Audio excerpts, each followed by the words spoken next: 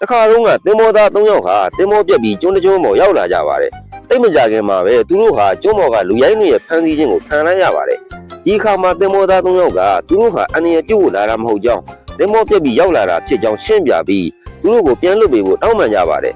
အဲ့ဒီတော့လူရိုင်းကောင်းဆောင်ကမင်းတို့ကိုအလကားလွတ်မပေးနိုင်ဘူးတခုတော့ရှိတယ်ငါခိုင်းတဲ့အလုပ်နှစ်ခုကိုအောင်မြင်အောင်လုပ်နိုင်တဲ့သူကိုပြန်လွတ်ပေးမယ်လေတစင်းလဲပေးမယ်ဒါပေမဲ့မအောင်မြင်ရင်တော့တတ်ပြင်မယ်လို့ပြောလိုက်ပါတယ်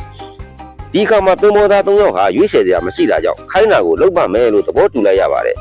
လူရိုင်းကောင်းဆောင်ကဟုတ်ပြီဒါဆိုရင်ပထမလုပ်ခိုင်းမယ်ဒီကျုံးမော်ကနေမင်းတို့ကြိုက်တဲ့အသီးတစ်မျိုးကို10လုံးစီရှာခဲ့ရမယ်မမတဲ့ခင်အရောက်ပြန်လာရမယ်ဒါပြီးမှဒုတိယတစ်ခုကိုခိုင်းမယ်လို့ပြောလိုက်ပါတယ်တင်မောသား၃ယောက်လည်းတတိရှာဖို့အတွက်ဥရဖားရနဲ့ပြည့်ထွက်သွားကြပါတယ်တိတ်မကြခင်ပဲပထမတင်မောသားဟာပန်းသီး10လုံးရလာပြီးပြန်ရောက်လာပါတယ်ဒီတော့လူရိုင်းကောင်းဆောင်ကကဲပထမလုပ်အောင်မြင်ပြီဆိုတော့ဒုတိယလုပ်ကိုခိုင်းမယ်မင်းယူလာတဲ့အသီး10လုံးကိုမင်းဖင်တဲ့ကိုအကုန်ထည့်ရမယ်မဲလို့မရဘူးကြီးလို့မရဘူးလုံးဝမျက်နှာအမူအရာမပြတ်ရဘူးဒါကိုအောင်မြင်ရင်မင်းအသက်ရှင်မယ်မအောင်မြင်ရင်တော့တည်မယ်လို့ပြောလိုက်ပါတယ်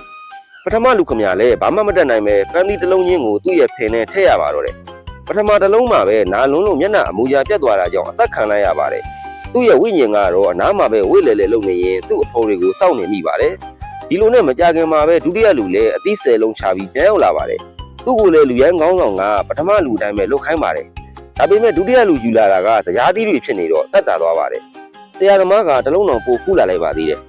မျက်နှာအမူအရာမပြတ်ဖဲနဲ့တရားသီးတွေတစ်လုံးပြီးတစ်လုံးဖင်နဲ့ထည့်ပါတော့တယ်ဒီလိုနဲ့သူဟာ10လုံးမြောက်ရောက်တဲ့အခါမှာပဲရုတ်တရက်ထရီလိုက်မိပါတယ်ဒီခါမှာလူရိုင်းတွေကလည်းသူ့ကိုတက်ပစ်လိုက်ပါတော့တယ်ပထမလူနဲ့ဒုတိယလူတို့ဝိညာဉ်အဖြစ်နဲ့တွေ့ကြတဲ့အခါမှာပထမလူရဲ့ဝိညာဉ်ကမချင်မရဲနဲ့ပြောပါတော့တယ်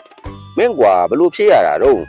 ငါကတော့ပန်းသီးတွေမထည့်နိုင်လို့တေးရတာထားပါတော့မင်းကတရားသီးလေးတစ်လုံးကြမ်းမှာပဲဘာလို့ထရီလိုက်တာလဲကွာဆိုပြီးစိတ်မကောင်းဖြစ်နေပါတယ်ဒုတိယလူရဲ့ဝိညာဉ်ကတော့အခုထိအကြီးမရနိုင်သေးပဲဖြစ်နေပါတယ်ငါဘာလို့ရည်ရလဲဟုတ်လားအေးသိချင်တော့ဟိုမှာလှမ်းကြည့်လိုက်ဆိုပြီးတနေရာကိုညွှန်ပြလိုက်ပါတယ်ပထမလူလည်းညွှန်ပြလိုက်တဲ့နေရာကိုလှမ်းကြည့်လိုက်တဲ့အခါမှာတော့